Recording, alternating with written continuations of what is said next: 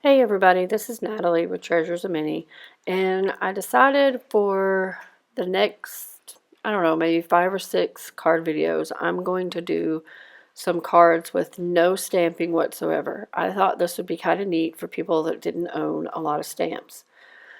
So I'm going to do a Halloween card, and I'm going to use these Eerie Eyes and Pumpkins from Doodlebug. I have a piece of um, watercolor paper. I think this is Strathmore cold press, and I've just got it clipped down to a little piece of coroplast here. And I needed a circle for my moon, so this is my little glue bottle that I just used. So first I'm going to mask off the moon, and that's masking fluid that I've got in my little container there. And this whole card's basically going to be a sky, so it's only the moon that I want to mask off. And if you don't have masking fluid, you could probably just paint around it. I just had some, so I wanted to use it. Okay, so today I'm going to be using my Gonzai Tombai watercolors, but I'm sure that you could use any watercolors you have. I just try to each time use a different set so that I make sure I'm always using the products that I do have. So this is a wet on wet technique that I'm doing, and as you saw, I wet my entire piece of watercolor paper first, and then I am using 3 different color blues, and I start out with the lightest blue first, and I do the whole paper, and then I drop in the next shade and a little bit of the darker shade, and then I dried it completely. So as you see right now, I am spritzing on some of the Goosebumps spray, and then I'm going to dry it. This dries clear, and it also does like a resist technique. I'm going to do it. My next video is going to have more of this technique in it so you can see exactly what it does, but it's going to allow you to see the layer underneath it through it. So you could actually put a different color on top of that and still be able to see the color underneath. So I wanted to make my sky just a little bit darker and more vibrant. So after I dried everything, I'm going to go back in using the darker colors, and you saw that I wet my paper completely again, and then I'm just dropping in colors.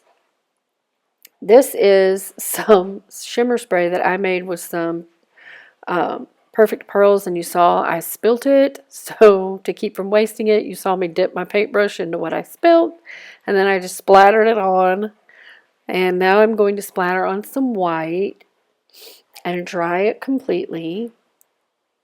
So it has the Goosebumps on there, dried, and then I splattered on some Perfect Pearls for some shiny, and then I splattered on some white watercolor from the set.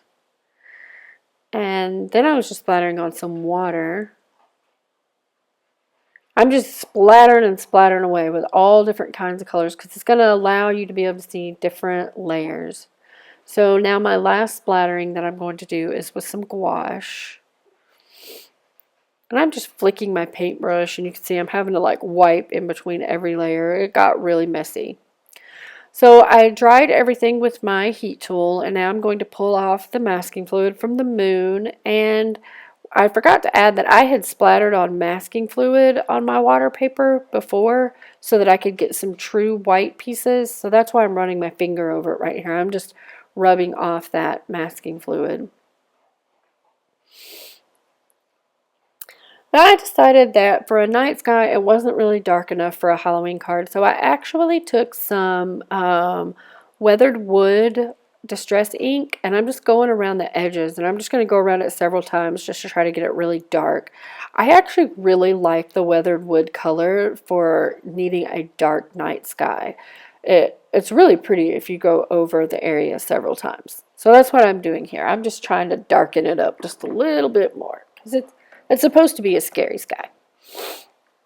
And if you hear anything in the background, I do apologize. That is Buddy and the cats eating. So I'm not sure if y'all can hear that or not. But I'm just going to keep going around all the edges just until I get it as dark as I want. And I am going to lightly go into the center, but I'm not going to do the very center. I just kind of want to keep it bright right there. So then for my moon, I'm going to use some Zig clean color, some Zig Real Clean Color brush, or I think I may have got it all messed up, but I'm just going to put a little bit darker color around the edge and a lighter color over the middle part. And that was bright yellow and yellow that I used there. So I have these two die word sets from Little Bee. It's a Halloween one and it's a Christmas one. The Halloween one does not have happy in it. It only has Halloween. I needed happy as well. So I got the happy from the Christmas one. And I'm going to die cut those out 5 times onto some yellow cardstock. Then I'm going to run all of them, but the 2 that I want on that are going to be my bottom ones. So I'm going to run, oh no, I'm sorry, I die cutted these 4 times. So I'm going to run 3 of them through the machine, 3 of the Halloween and 3 of the happy through the machine. And the ones that are going to be on the very bottom, I don't run through the machine because while I'm working with it, I don't want it to be sticky. And I use my Tombow Mono to glue things down anyway. So I decided the reason I grabbed the one on the card is because the one that is on my mat over there, it really wasn't as pretty looking. So I didn't want it to be, I wanted it to be on the bottom. So you want to pick your prettiest one for the top. I guess that's what I can say. The one that looks the nicest. And this is the Xyron sticker maker little thing. And anytime I have word dies, I run them through this. And I try to stick them in before I pull it all the way out to the other side. Otherwise, you just end up wasting. So that's why you see me kind of fiddling with it, because I don't really want to waste any from the roll. And the technique to really getting this to work well is burnishing it and going around the edges of the word. So I usually take my score tool, you're going to see me do here in just a second, and I work my way around all of the words, and in between, like you see where the P is, it has a space in the middle. I use my little score tool to go all the way around all of that. It really helps make sure that the adhesive isn't left on the outside edges of your word. So here I am just running my score tool around all of the edges of the word and in the centers of the letters, like the A and the P's.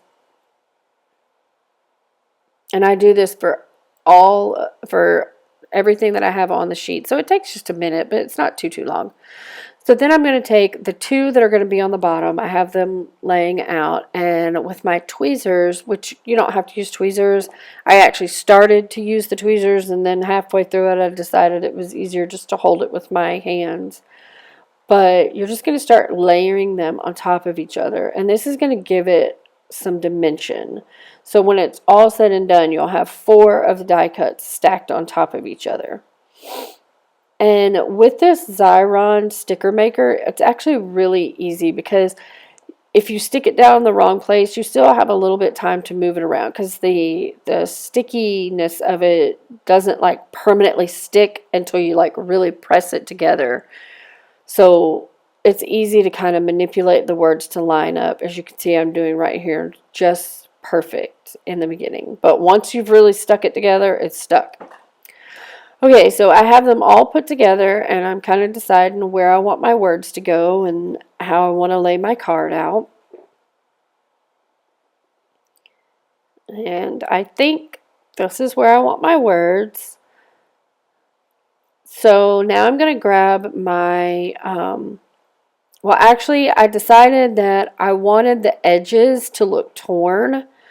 I don't know why, just at the last minute I thought this would look really cool. So I actually go all the way around the card, just tearing off the little edges. Just a very small amount. And then I get back out my weathered wood,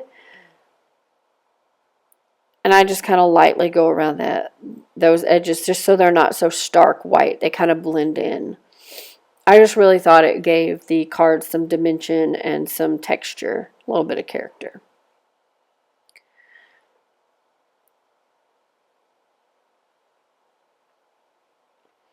So now I glued the Happy and the Halloween down, and I took from the Doodlebug, I put a pumpkin on each side of Happy, and now I'm going to take the Eerie eyes, And I want to make it look like there's like little eyes looking through at you at the sky, like little ghosts all over the place, or, you know, whatever kind of little characters. So I've just got this is my poker tool. I usually use it to pick little rhinestones up or anything that's small like this. And I'm just going to randomly place several sets all over my card. But anyway, once I get all these placed down, we're almost going to be done. Just my last little touches that I always like to do. So I do some Wink of Stella all over the Happy Halloween word. And I also do it over the moon a little bit just to give it some little bit of shimmer and shine and sparkle. And this card's really actually been a lot of fun to make. I didn't use a single stamp set whatsoever. So I encourage you to, you know, really go through and try to do the same thing with your dies and just painting, using some of your art supply without always having to have a stamp set. So I'm going to put this on the back or on a piece of black cardstock that I have cut and folded. This is an A2 size. I'm using my bone folder to make sure I get a good crease.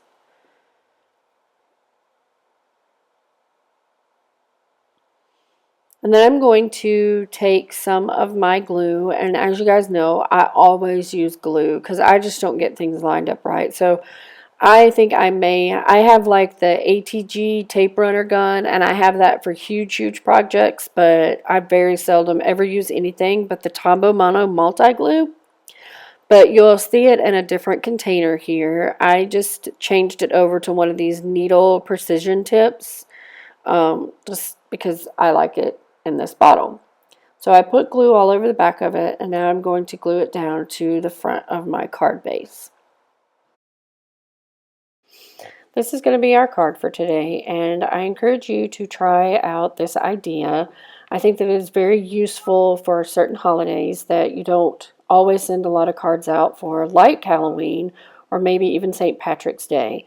This way you don't have to run out and buy stamp sets. You can create very cute cards without spending any money whatsoever on stamp sets.